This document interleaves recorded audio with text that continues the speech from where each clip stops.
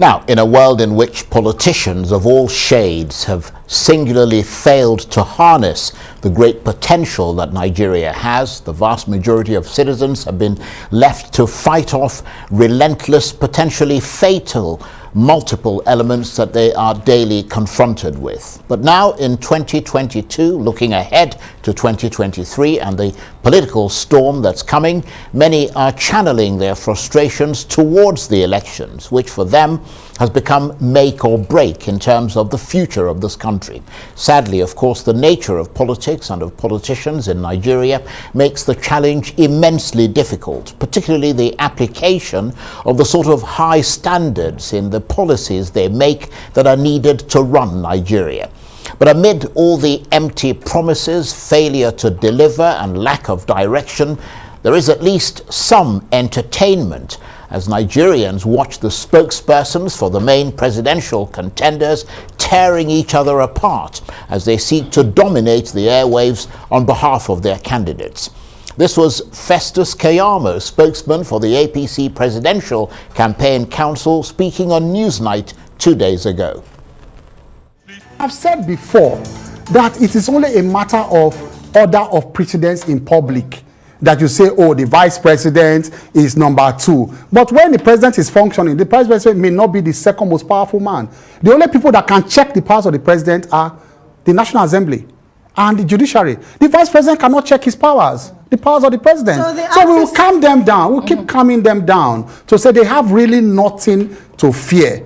And I made this argument before. Let me just use this to chip in. Somebody, I saw one of the aides of articles, they say, well, the vice president is so powerful under Section 153. He's chairman of Economic Council and as such. They don't even know how government functions. I'm a member of cabinet. If you look at Section 153 of the Consider Crazy National Executive Council, Economic Council, and then you now go to the third schedule, Section 19 says that the recommendations of the National Executive Council, Economic Council are again they are brought to the president. Okay. They are just advisory. It's an advisory body, so they have no powers to take final decision. It's only Yemi Osinbajo, our good Yemi Osinbajo, that has acted as president. So I can confidently say he even has more experience than Atiku Abubakar. Atiku Abubakar was not given powers 1 minute. Well, it's not about 1 minute he was not given. So he cannot. I want to repeat it on this program. He was not given powers 1 minute. He was distrusted by his boss. He was most belligerent. He was the most disloyal vice president we've ever had, and so he has no experience. I'm repeating it. He has no experience. This is not comedy. This is not comedy. This is not theatrics. Look, let me just say this comment. Let me make this. Give me 30 seconds. Okay. As a senior advocate and active practitioner, I represented some of the best musicians in Nigeria and the best comedians in Nigeria. Wizkid, Burna Boy, P Square, Chidinma. I'm calling names. Some of the best. And I've been their lawyer. I nurtured them. I'm proud of who they have become. Mr. Macaroni, I saw him through school. He was to be expelled. He was my friend. These are wonderful boys who are doing well in their career. I promised Dino, when I leave office, I will nurture his career as a comedian and musician. Because he didn't come to me, that's why. That's the problem. If he comes to me, I will nurture him like I nurtured others. Well, for his reaction to Mr. Keyamo and the latest political developments in Nigeria, I'm joined now on the line by Daniel Bwala, one of 2 main PDP spokesmen for the Atiku presidential campaign. Great to see you, Daniel. Now, Festus Keyamo, who's the spokesman, your equivalent for the APC Campaign Council, gave an interview to the Arise Newsnight program in which he said he is proud of President Buhari and that the APC presidential candidate, Bwala Tinubu, would continue where Mr. Buhari stopped. He said that the APC has delivered on its promises and that Tinubu has more experience than Atiku. What's your reaction to those points he made? Well, thank you for having me. It is quite intriguing that their definition of achievement is very different from what we all have come to know as the definition of achievement. If he said he's proud of what President Buhari has achieved, then what he's invariably saying that because what President Buhari promised Nigerians were 3 components of his administration. 1, fight insecurity. 2, fight corruption. And 3, improve of the economy. And so if the assessment of Festus is that Buhari has tried and they are going to consolidate on that, then what it means is that when they come over, they are going to take over and probably spread the insecurity from northwest, maybe to another part of the country. Because if you say someone has tried, first let us talk about the issue. In the area of insecurity, we have never been in a terrible state and terrible situation that the way we are at the moment. In 2015, it was only the Northeast that was attacked or was a problem to Nigeria. As we speak today, the Northwest is classified as the crisis center in Africa. The President of the Federal Republic of Nigeria has been threatened by bandits that they are going to abduct him. In fact, in one other program, Festus said that the bandits are comedians. So what it means is that comedians were the ones behind the prison break. Comedians were the ones that killed the soldiers in the Guards Brigade. Comedians were the ones that so far have recovered over 1.2 billion between Kaduna and Kano through abduction and ransom. And if this is the definition of the success in the area of security that Festus is talking about, which he said they will consolidate, then I'm afraid that Nigerians are in for a big problem, because that is failure in the real sense of the word. In the area of, say, for example, the economy, who doesn't know in Nigeria today that the cost of living has become extremely high? There is high poverty rate in the country. There is inflation. The value of the naira has gone so down that to the point the government is actually looking everywhere they can see money, and they are taxing the citizens. The economy is bad. As a matter of fact, the classical definition of how they manage the economy is a flip-flop. In one breath, they will say we're out of recession. In another breath, we're back into recession. In other words, you take one step forward and 5 steps backwards. Do we come to corruption, fighting corruption? In 2015, after APC took over, it was $2,000 billion that Dasuki was alleged to have misappropriated, which the government was investigated for about 6 years. As we speak today, you can, I won't say proudly, you can shamefully call 1, 2, 3 individuals and get the 2 billion, and then you are looking at institutions that have become so rotten. As a matter of fact, you are destroying the very legacy of the EFCC, because in one breath they secure conviction, in another breath you grant pardon to the same individuals who are daily risking their lives to fight the corruption in the ground. There is nowhere in the country that you will see or ask anybody about the situation of Nigeria that they will tell you they are comfortable about. But you also talked about him saying that his candidate is more experienced than Atiku Abubakar. In fact, he made a very sad definition or characterization or explanation to what he believed to be the office of the vice president. You cannot find a part 1 student of a university that will agree with that. If you understand constitutional law, you will know that anything provided for in the Constitution, it means it's sacrosanct. It means it's above other extant law. The office of the vice president is constitutionally provided. But I can understand why he's saying that, because as a minister of state, he has a minister above him. And when they sit to negotiate with Labour, what he does is he takes notes, after which he will upload it on Facebook and be happy to say they've had a meeting. So if you're occupying that position, it is very easy for you to think that if you are a subordinate to someone above you, that you are just there. But the office of the vice president, as established by the Constitution, is an office that is so powerful that the vice president is the supervisor of economic affairs of the country. Right. Where all the governors of the federation, in addition to others, come every month for a conversation along that. Right. Okay. The vice president of the Federal Republic, and in the case.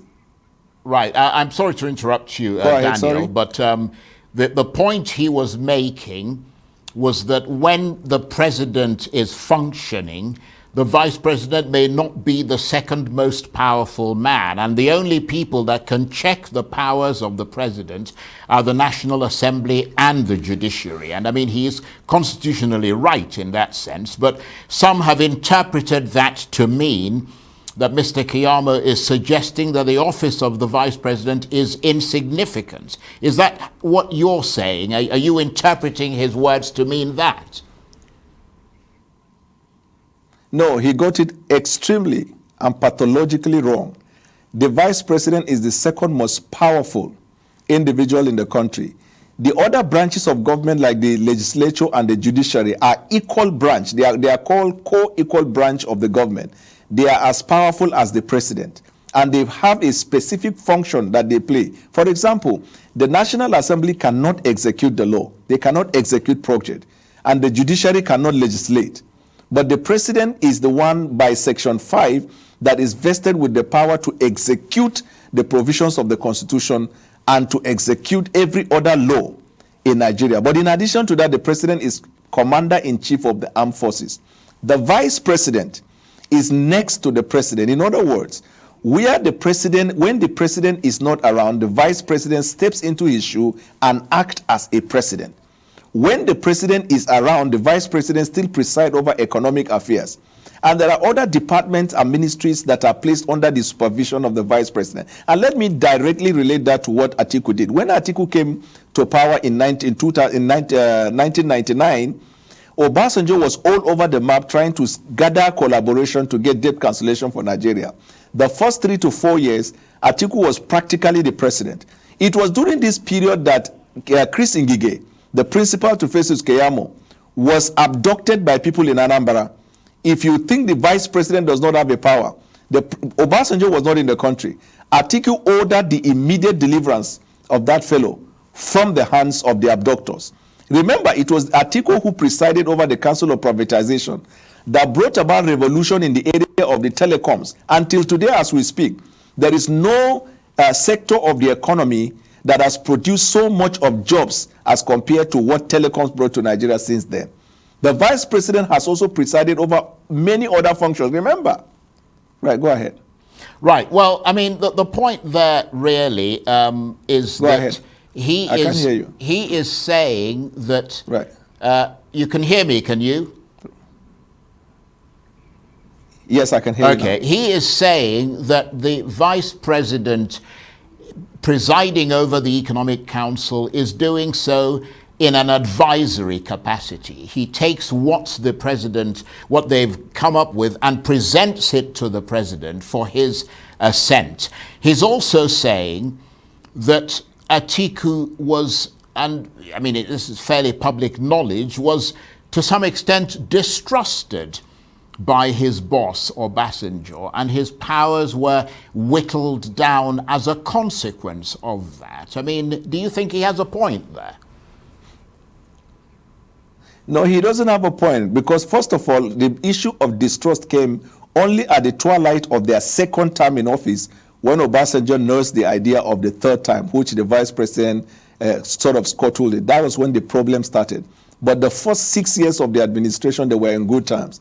And if you can recall, throughout those periods, the president, Obasanjo, was so excited about the leadership that Atiku brought to the table that virtually on every area of government, Obasanjo was constantly calling Atiku on. There is no time to even bring a lot of those other achievements that Atiku did under him at the time. So the distrust came when Obasanjo knows the idea of a third time, which Atiku scuttled. That's number one. But if you say that the office or the function of the vice president is advisory, he is suggesting that the vice president is a special advisor to the president.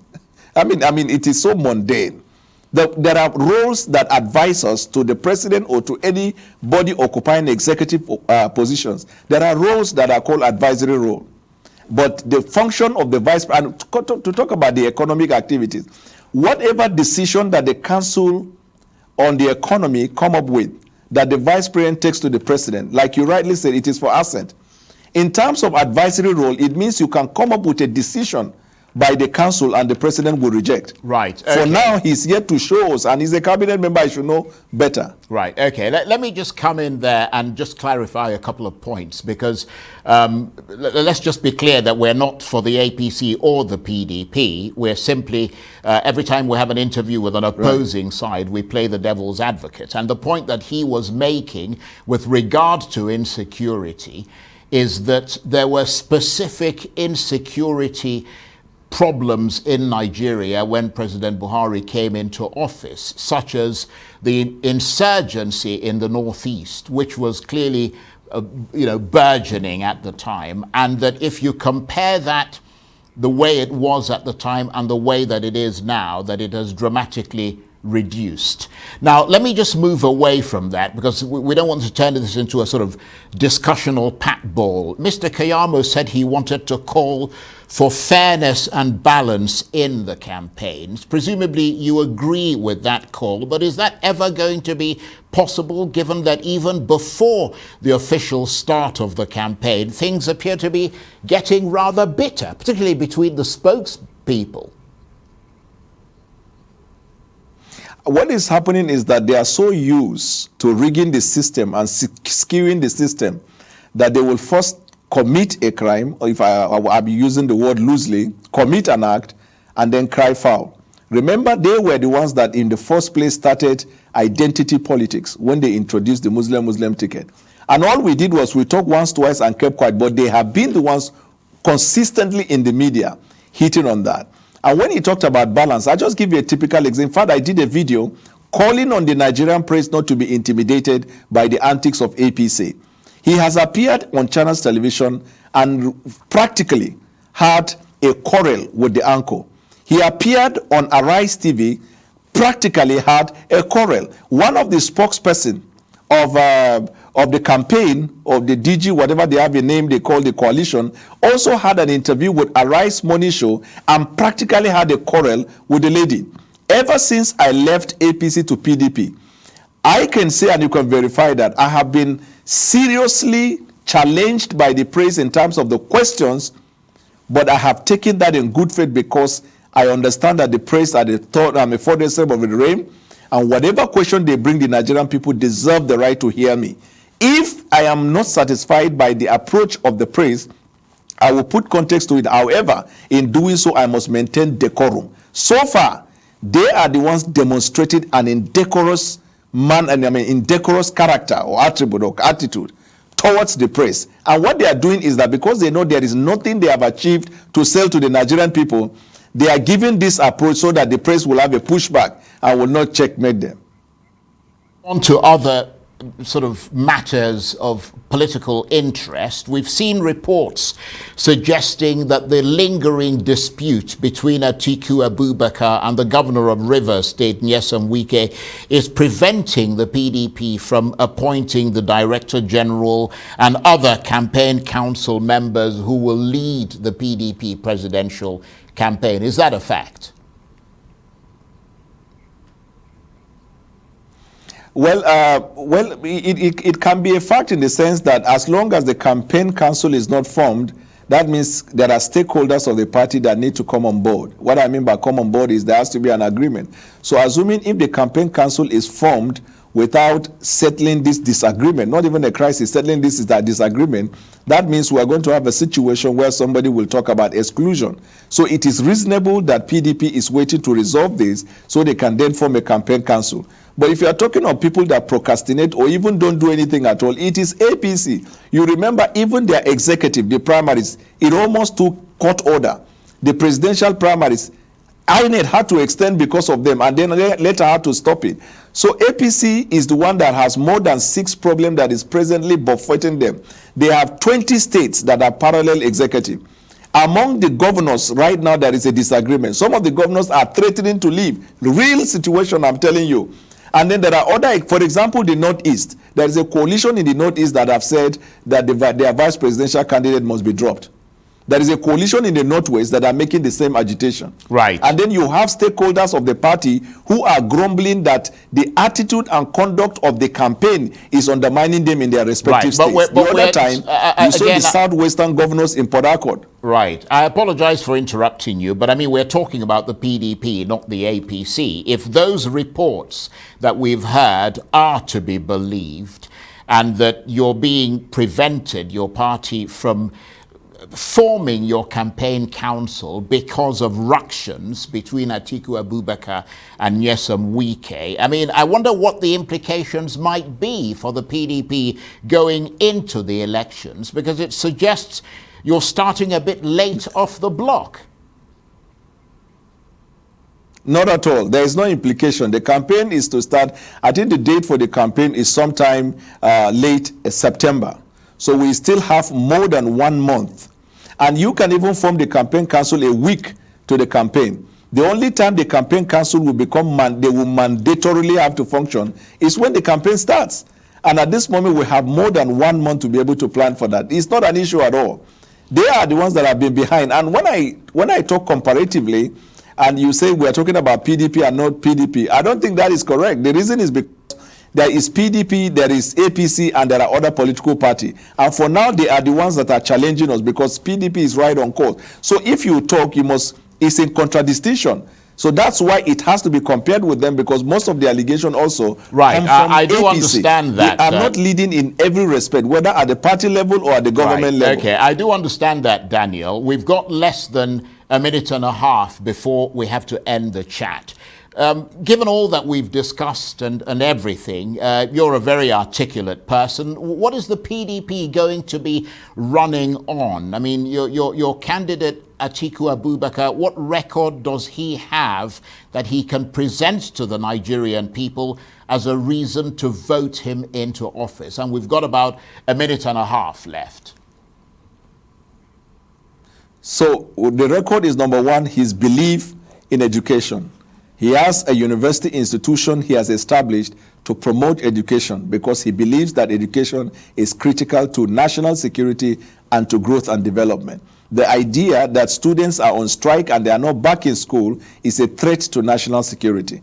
The idea that students who are even in school have to close because of insecurity is a threat to national security. In fact, he has just had his master's in Anglo-Ruskin University to be a leader by example. So he's pushing education in Nigeria as an agenda. Number two, he's pushing diversity, which he has exemplified in his life, because he believed that trust, true faith and allegiance to the flag and the republic is only commanded when every part of Nigeria believes they are part of Nigeria and they can achieve and aspire to the highest position in the land.